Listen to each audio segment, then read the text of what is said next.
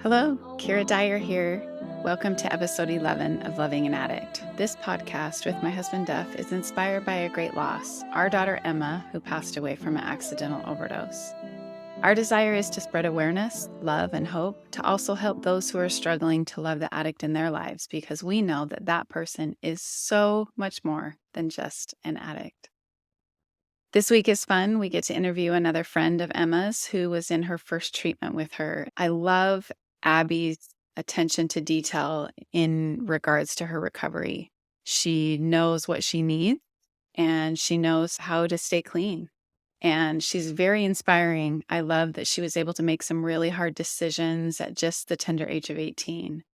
And I believe everything that she shares with us today is going to be able to help people who are in active addiction or who are recovering, and also family members who struggle to know how to best love the addict in their lives.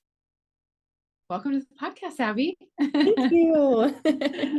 It's not just Abby, it's Emma's Abby in my phone. Abby. Yes. That's right. That's right. So I guess we could start off with, how do you know Emma? Okay. So me and Emma, we met it was both of our first treatment programs. I was 17. I think she was 17 when she went into. She was, yeah. I remember the first time I ever met her, I was having a tantrum because I wanted to walk from Utah to South Carolina to go see my father. And she was like, "Hey, she's kind of freaking out in there. Is she okay?" And I was like, "Are you gonna effing tell on me?" And she was scared of me. And then that started a beautiful friendship. There you go. There you go. So how long had Emma been in the program before you showed up? I was there, I think 3 months before she got there. Oh, you were there before she was? Yeah. Okay. Yeah. And help our thousands of listeners understand why it was that you were sent there in the first place. I had a whole slew of issues. I was using drugs with my father, started doing that at 15. So that had been going on for 2 years before I was sent away. And I think the straw that finally broke the camel's back with my mom was I was assaulted by the drug dealer / not really good guy. And she's like, Wait. you need Are to you trying to tell me that there are drug dealers that aren't good guys? Is that what you're trying to say? They're all terrible. All right. Continue. Yeah. So my mom was like, we need to do something. And my grandpa and my uncle and my mom, everybody all teamed together and sent me off. That was one of the hardest things my mom had ever done. I hated her for it for the first 3 months, sat on my butt, didn't do anything. But then I realized I need to be here. I had the opportunity to work on my stuff, and my drug use was so severe that if I didn't fix it, I was going to die. And thank you, Jesus, that I realized that at 17, that, okay, this is nothing to joke around with. I need to get it together. So yeah, I've been clean from opioids and cocaine since April 8th, 2015. Wow. Yay! So this year will be 9 seriously. years. I'm excited. But yeah. You know that's rare to actually say that. Yeah, I have mixed feelings about it. I feel more survivor's guilt than anything because I don't understand, but I also know that at the same time that means maybe I'm here for something. Maybe I'm here to help somebody else. Yeah. I struggle with that a lot. But do you want to explain a little bit about survivor's guilt? Oh yeah. So basically it's where you feel guilty when you make it out of your situation, whether it be drugs, abuse, anything like that, and someone else doesn't. So I've had a lot of friends that couldn't get away from drugs, didn't want to make it out. Some have passed away. And it's just like, why did I survive? And it's just a lot of questioning that. Sure. I think that's natural, right? Yeah. Yeah. Is that a weight for you still? Is that hard? Or are you at a place where you're okay with it? I'm okay with it because I see the brighter side of it. The survivor's guilt got to the point where I was feeling really suicidal this past November. So I went to the hospital. They put me on suicide watch and I was like, oh no, I've made a mistake. And I was planning in my head how to run away. Luckily, they let me go after 6, 7 hours. So I was like, I really would please let me handle this outpatient, because I got off my meds and I was spiraling and just a lot of nonsense. But I got it together, back on my meds. But yeah, I can't let it weigh on me like that anymore. I just have to try my best to turn it into something positive. Yeah. Well, it's interesting. At the beginning, you said, thank you, Jesus, which, of course, amen. Is that something that Jesus would tell you to feel guilty about? So it's like understanding where those thoughts come from are certainly not above, right? Yeah. The brain is an intricate, complicated, incredible mechanism. We can get hung up on those negative thoughts, but I think if we understand where they come from, it is a little easier to understand them, deal with them, appropriately place them in our brains, right? Because those types of negative thoughts everyone deals with, but especially addicts. And sometimes they get hung up on just the negative thoughts over and over. Is that fair to say? Oh, yeah. I feel like I have to gaslight my brain sometimes into not focusing on the negative, which is just basically like David Bowie. I just blast it. So I'm like, okay, I'm good. I'm fine. But yeah, I do fight my brain a lot, and to the point where I know what's me and then what is my sick brain. And so sometimes I have to differentiate which is which. I love that. Yeah. So if you wouldn't mind telling your story, and maybe we'll interject if we have questions, but we'd love to hear the start to finish, not that there's a finish, but start to current. And we'd love to hear your wisdom. We'd love to hear your all your ideas. Advice share us for your wisdom. Parents and families, advice for those that are suffering from addiction, especially young teens. So much of what we've learned is young people not really fully being mature yet to grasp everything, and how much that affects the development of the young brain as well. Okay, I'll just start at the beginning. So I grew up not having my dad in my life. He got sent to prison when I was young, didn't see him for like a good 10 years. And then when I was about 14, I asked my mom if I could start spending time with my dad. I'd always yearned for him. And I remember as a kid, Father's Day, I would cry all day. And I just wanted my dad, and I could never have that. So finally, I could go see my dad and everything. How old are you when he left? 3. Do you have memories of him before that at all? Or was it just you knew that you missed the presence of a father in your home? Was it mostly that? I think it was mostly that, and seeing other kids with full families and me not having one. As a kid, when you feel and see that, the easiest thing to do is blame yourself. So that started this long line of self-hatred, just wondering why wasn't I good enough? Why didn't he want me? Which I now know is not true. Right. But yeah, so I grew up without my dad, got the opportunity to spend some time with him. When I was 14, like the minute I got over there, he gave me alcohol, and like trying to, I guess, be the fun parent. My dad has a history of substance abuse issues, and my mom wanted to protect me from that, and she always let me form my own opinion of him. He was dating this girl at the time, well, woman. She was maybe 6, 7 years older than me, and they did drugs. So I thought, okay, if I do drugs with my dad and his girlfriend, then he'll love me, then he'll want me around. And so that's what really started it. And then it was too late before I realized I'm addicted. I can't come off of this. So that had been going on for a little bit. I got my license when I was 16, got a car, and I would drive around under the influence more than I would like to admit. And one day I got in a really bad car accident. I ran my car off the road while under the influence, rolled my car 3 times, and then broke my arm. Had to have 3 surgeries. So I got a gnarly little scar and some metal over here. But oddly enough, that still didn't make me stop. And then during those surgeries, I was prescribed Percocet. So instead of paying for it on the street, it was just given to me. So I had 3 surgeries back to back in a year. So every day taking a Percocet for a year. And then when my arm is healing and it's done, where's my Percocet? where's my meds? I got violent with my mom. I lost control.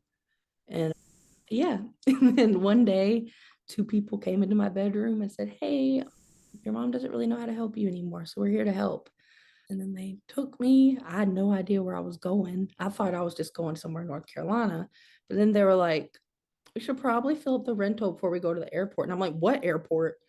Where are we going? And she was like, Salt Lake City, Utah. I about passed out. I was like, okay, what in the world is going on? My friends, the world was ending, but that place saved my life 100%. So at what point did your mom know that you had an issue with drugs? Like, how old were you when she knew what was going on? I think maybe 16. Okay. So there was a good couple years before she knew what was happening at your dad's. Before it got out of control, I'd go over there every weekend and I would keep it over there. Yeah. But then when I couldn't moderate the substance use, she'd send me with little bags of pills to get me through the week. Yeah. It just got it was a lot. I was addicted. I'd overdosed once in my dad's care. And even then I was like, oh, I should probably stop, but I can't. Yeah. So I think for me, I had to be plugged out of my environment. I had to take a step back and say, hey, dude, you are ruining your life. And I'm glad I caught it early, but I wish I caught it earlier, because doing cocaine when your brain isn't fully developed is not good for you. So I still deal with some of the effects of that today. Like, I feel like I'm not fully there sometimes. So the 2 people, the 2 people that came into your room, they were from Stillwater, TA. Yes. They came to you and said, okay, we're going to take you to treatment. Yeah. Okay. And what were the first 3 months like at the treatment program? Oh man, I didn't do anything. I sat on my tail. Once I first got there, I was 17. Then they said, when you're 18, you can leave. And it was about 7 months until I turned 18. So I was like, I'll just write it out. They can't do anything. And then once I was on like month 4, I was like, okay, I've got issues. Let's work on them. And I'd still wanted like drugs, like I'd still craved that. But then once I really, really got to work in, I realized that I just needed love from my father. I don't need chemicals. And now I can provide that love for myself. I feel like that'll always be missing, but I can love myself enough to where it just doesn't bother me like that. Like, I know in that case, I'm not the problem. So you feel like your issues began with missing your father, being sad that you didn't have what your classmates had, and you feel like that was the very beginning, and then just steamrolled with you having negative things happen and then becoming addicted. Yeah, and I think negative self-esteem also has a lot to do with it. Absolutely. I just felt like from a very young age, like I would say to myself, I hate Abby. Why do I have to be Abby? Just not understanding. I'll tell you why it's awesome to be Abby, because she's awesome. She is. Thank you. And strong. Thank you. And tender and loving and funny and wonderful. That's right. So there. Right. Yes. You're right. Thank so you. If you could talk to yourself back then, or if you had an adult or someone were to come to you, whether it be a teacher, is there anything you could have heard that would have helped you in your journey, or would have prevented you from going down the path you went down? Or do you think it was almost inevitable? Yeah. I think it was inevitable, but also necessary. I had to figure out for myself who my father was. Okay. Because he'd done this to my mom. This is just his track record. Yeah. But I really do appreciate that my mom let me form my own opinion and didn't talk terribly about him. But yeah, I think it needed to happen, and I'm okay with that, because I wouldn't be here without it. I wouldn't have known Emma. I wouldn't have had so many wonderful friends. Yeah. And support systems, and I wouldn't have ever worked through my stuff, So when we were there, I've got PTSD. So we had a trauma group. That was the most gut-wrenching group, but it helped me more than anything to know that I'm not alone in these feelings. I'm not alone in being a survivor, and I can thrive after this. Also, EMDR therapy was extremely helpful for me. Yeah. I was actually shocked at how much it helped. Equine therapy, loved it, because horses will mirror your emotions. You have to face yourself. And I Yeah. really enjoyed that. And Emma hated it. Emma hated the horses. They were stinky, so Yeah. Yeah. That's so good they were helping you. That's awesome. yeah. They put me with a horse. His name was Potato Chip, and he was notorious for pushing boundaries. And Yeah. that's why they put me with him. So I would be able to say, hey, no, I'm in charge. Yeah. This is my house. This is what we're going to do. Yeah.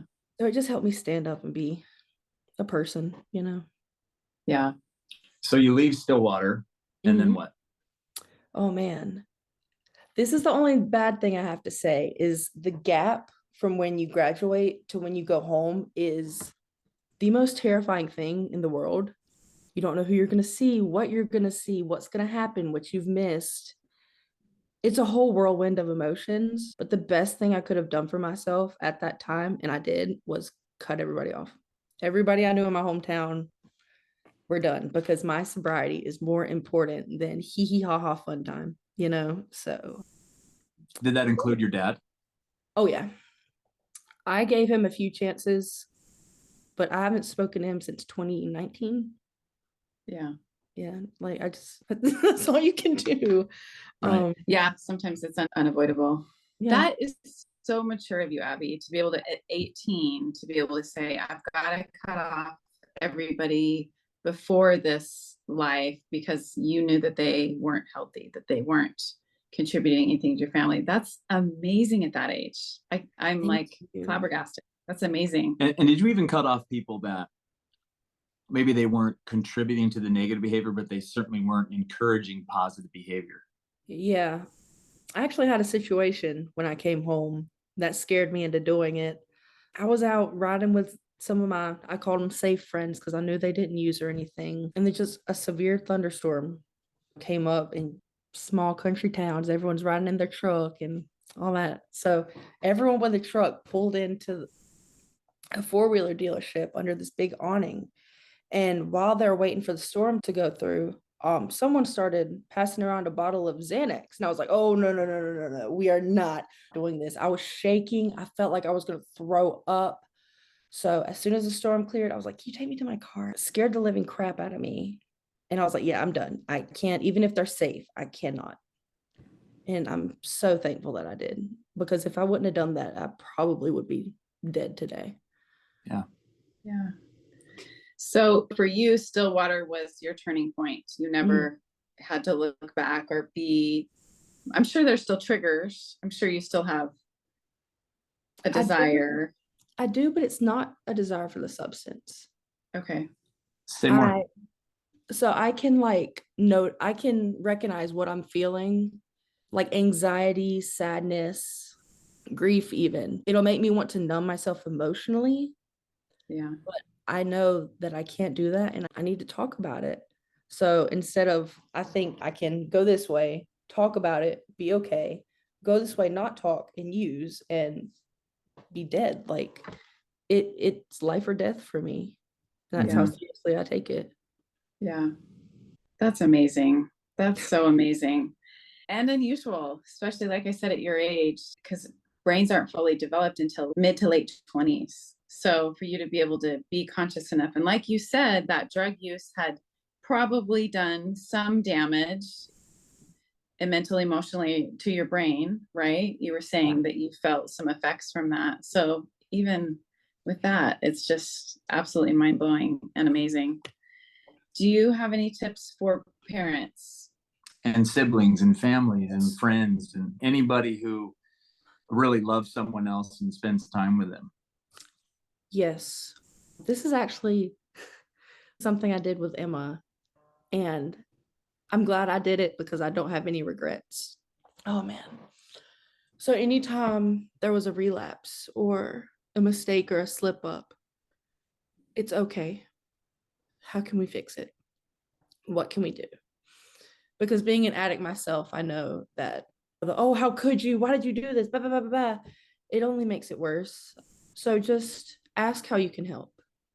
And I'm sure they will tell you how you can help them and how you can assist. And just focus on how you're feeling, not the actions, because you've got to talk about the feelings before anything else can be solved. So do you remember Emma asking for what she needed from you? Like when she would relapse, do you remember what was her most common? Which we really need to get rid of the word relapse. It has such a negative connotation. Mhm. A friend of ours likes to say setback.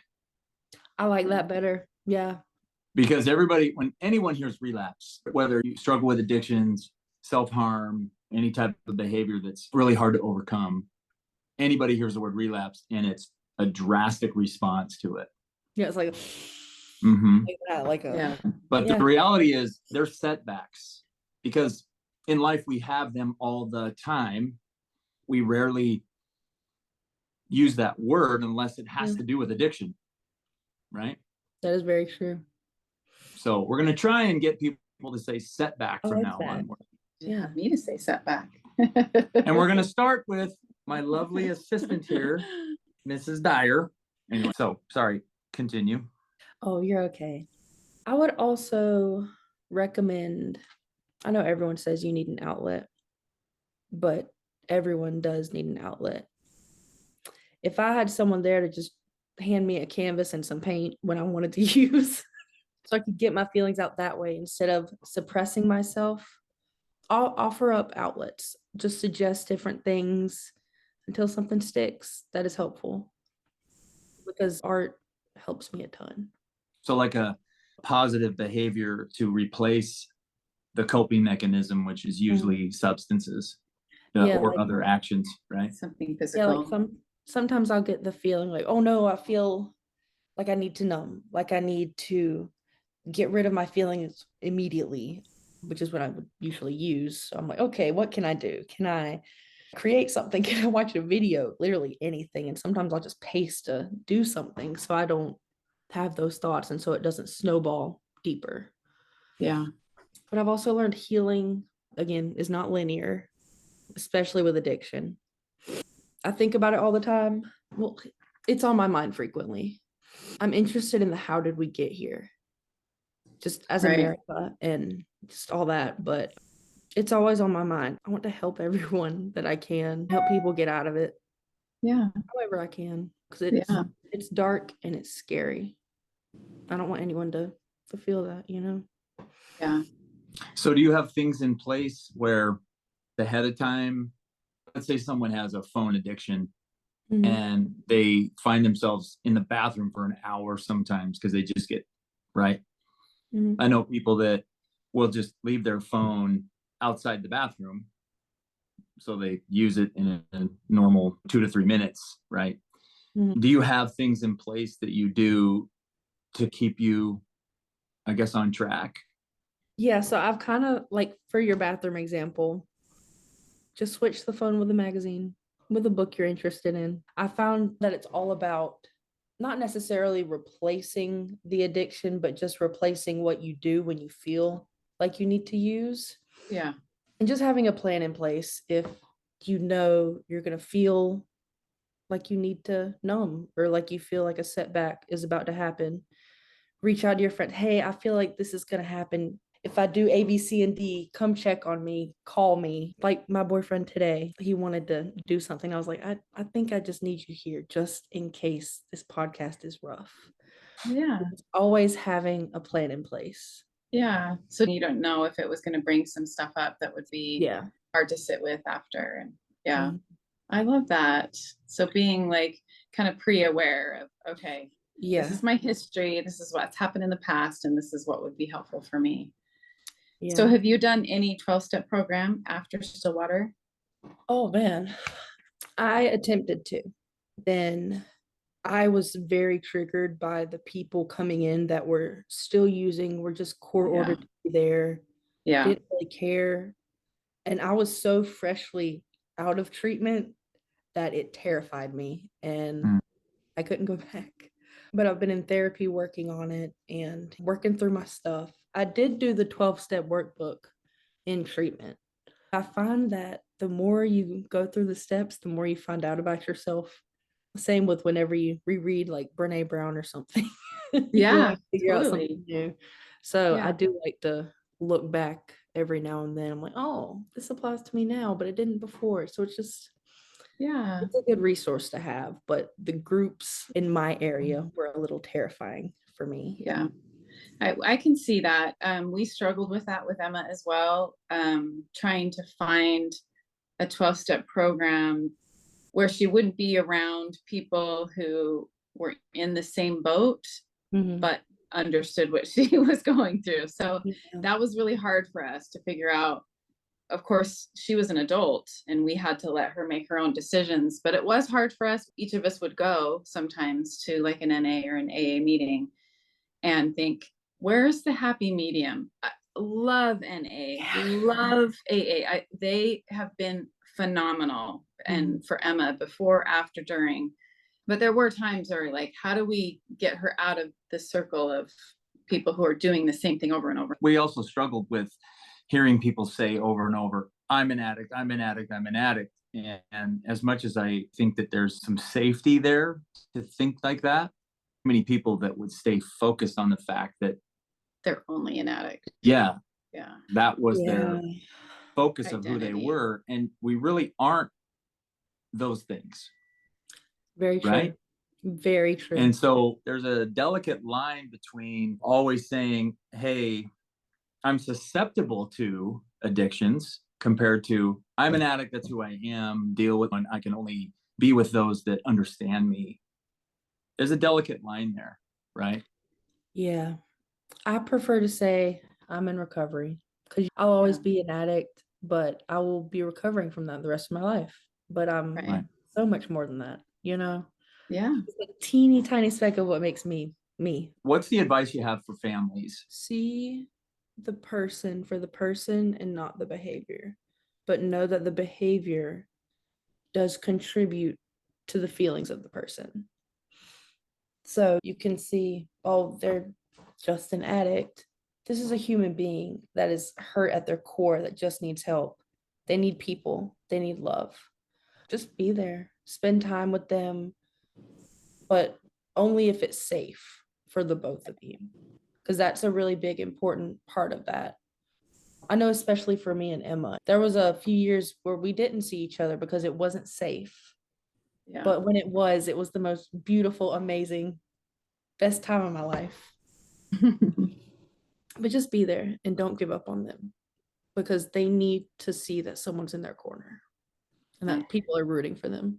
And what do you say to those that are struggling in regards to the people around them that love them? I think that, so let's be really candid.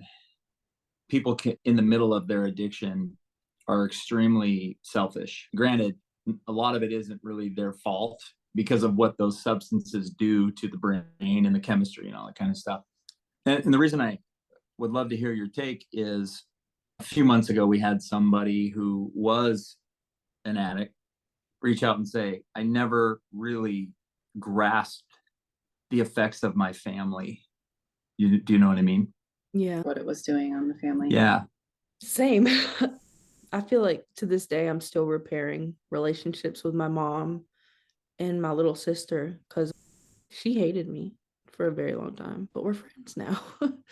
So just hold out hope. Were there times where you were caught up in it and people tried to help, and did it ever make you angry? Did it? Oh yeah. I threw a chair at my mom in the midst of that. And when I think about it now, I just want to break down and cry, because she didn't deserve that. Boundaries. That's the best thing that you can do. Is if they're saying, hey, I need $50, but it can only be cash. Yeah. Okay, I can't give you cash, but if you need food, I can give you a gift card, like. Sure. Just be there. And then you do have to modify some behaviors when you're dealing with that. Y'all know what I mean, but yeah, I think it's amazing that you were able, it's also shows your maturity to be able to step back from the relationship with Emma when she wasn't healthy, and almost be like, I'm here when you're healthy, when it's healthy for me to be with you. So I think families can do the same thing. Is it much harder because they need a place to live and all of that stuff? Absolutely. but there were definite times where we're like, if you're choosing to use, you just can't do it here, then we're just going to have to ask you to leave. And luckily in our case, it was always, I guess, amicable. Is that the right word? It Understood. she wasn't ever like, how dare you? How could you? She understood where we were coming from, but that's really hard for a mom and a dad to be like, well, you're just going to have to couch surf or be in your car or be homeless for a time until you're ready for help. But I love that your maturity was so much that you were like, you know what, when you're healthy, then I want you back in my life. So And I she think that's great. never, she never left my life. I had plenty of nights where I would stay up on the other side of the country just sobbing and just praying that, like, that she could make it. So it's hard. It's really hard. But you just gotta love them from a distance. Yeah. And make sure that they feel your love. Yeah. You just always always let them know. Yeah. Always ask, how can I help? What can I do for you?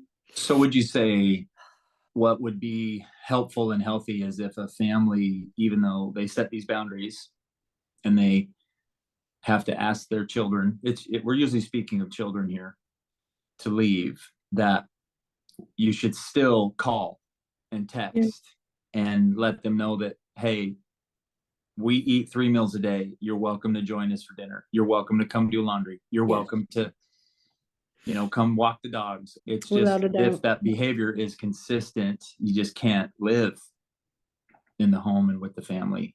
Would you say that's a pretty safe boundary to set, but also a loving way to do that? I think it's safe for everybody, just depending on who is in your home, who you do need to protect from that, and even yourself. I've recently learned that it's okay to say no and to be selfish sometimes and take care of yourself. So I think if it's necessary, then yeah, sometimes it just has to happen, but you can't just leave them in the dust. You got to let them know, I love you. I care about you. I want you to come back. When you're ready, my door's always open. Yeah. That kind of thing.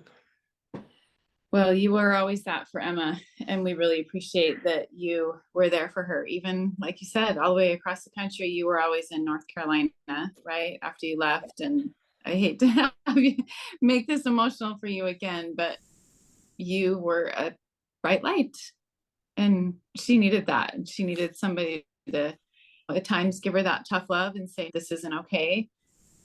But you were always there for her. And we appreciate that a lot. Are you aware that she loved you dearly? Or do you know that?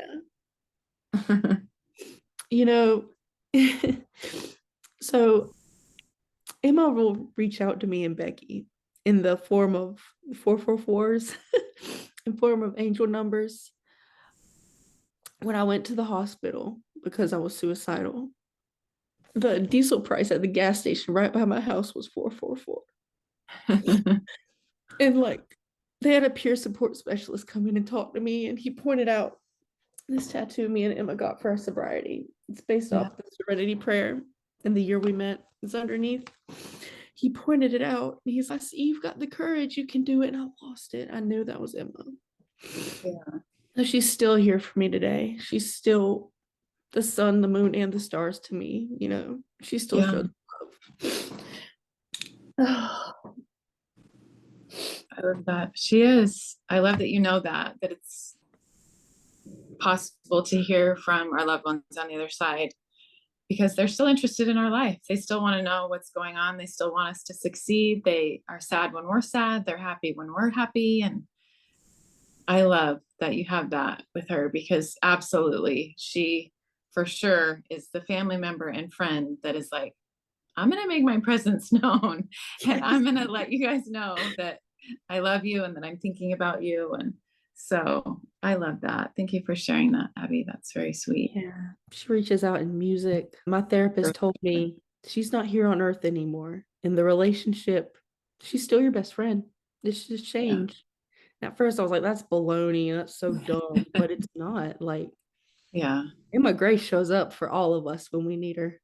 Yeah. Like she always has. And I love that. I love that about her. What do you do when you hear Elton John come on the radio?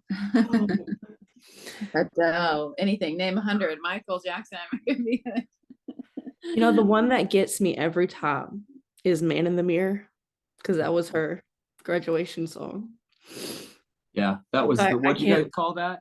The day that A cradle. Cradle, yeah. Like cradled you into the new world, your new life. I love that. I remember that day like it was yesterday. That was Me a good too. day. My mama saw a dove fly over during Emma's cradle, and we knew that was Ganna. Just the Yeah. way Emma talked about it, that was Ganna. Yeah. That's so 100%. cool. Yeah. You sure it wasn't a sea turtle that slowly walked by? I am positive. I love that. So now that you are where you are, thriving, and you are doing amazing, what is it that keeps you on that path? What is it that keeps you wanting to stay healthy, wanting you to stay in a good place? Well, number one, staying consistent with seeing my psychiatrist and my therapist, taking my meds. I'm very wary of the people that I'm around just because of everything I've been through. And I have to figure if you're a super, super safe person, then yes. But if I have the slightest inkling that something's off, Yeah. What about That's so good. what about a relatively strict schedule? being in a routine definitely helps. I'm still working on that because my meds are being tweaked every month. So It's just hard. getting back in the swing of a routine. But Yeah. something me and Emma always did was you just have to have a cute girly drink sometimes. You know, you just need a little Starbies or a little coffee. You know, if I am rotting in bed, hating myself, hating the world, I can look forward to my little drinky drink to get out of the house. It's just small things you've got to reward yourself for when you're doing good. Just little reasons to keep going. Yeah. That's what motivates me a lot of the time. Yeah. I love that. Yeah. Sometimes it is the little things you have to look for. So I love that. That's good advice. Awesome. Any other questions or any other advice it's on your mind or We brain just or want the notes, world or... to know we think that you're incredibly brave. Definitely. To share your story is awesome and helpful. This is going to be so helpful for others who have been through it or their children are going through it. I promise you, Abby, your story today will help at least one person. Right. And probably more. Yeah. Hope for so. Sure. Yeah. I want to think all this wasn't for nothing, you know? Yeah, exactly. And I've always known I wanted to help people. I just didn't know how. But after knowing and loving Emma, I feel like this may be it. You know, like I feel something gnawing in me. Like I need to help the people that have been through what I have and what Emma has, and what y'all have, you know? Right. Yeah. Well, this is the start, I guess. Yeah. And then my one last piece of advice to everyone. But I went to a few NA meetings with Emma, and they would always say, keep coming back because it works. If you work it because you're worth it, something like that. But keep coming back. Even if you yourself are not an addict, read up on it, educate yourself, see what you can do to help. But just keep coming back to check on them for the addicts. Keep coming back to your meetings. Keep coming back to your friends. Everyone loves you. We love you. And you can get through it. Yeah. And two more things. Two more. There's always help. And there's always hope. I listen. I love she listens. She knows. She's like, I knew the answers. I love that. Well, we couldn't be more proud. Seriously. Thank you. I'm proud of you guys too. Y'all have come a very long way. And I know Emma's proud of you too. Well, I love that. You're brave for sharing your story and keep doing all the awesome things you're doing and putting into the world because you're a light, Abby. We're thankful for that. Thank you. And don't forget to reach out to us when you have your dark moments. That's right. Put us on your safe list. We're on the safe list. Super safe list. I love it. We're a text away. Thank you guys. How darling was Abby. Could you just listen to her Southern accent all day? I love it so much. I love that she's giving back, and I love just the light that she is to everybody. She was always that to Emma, and she definitely is that to everybody who knows her. She has been working in healthcare for several years and is currently applying to treatment facilities and treatment centers, which I think is wonderful because she'll be able to give her advice and her experience in being in recovery. And I think that's just invaluable to people currently going through it. So yay, Abby. As always, remember to please like and share, thumbs up on YouTube, all of that good stuff so that we can reach more people in need of hearing this podcast. And we, again, want to take you out on a recording of Emma singing and playing the piano with the message that we believe she wants all of you to hear.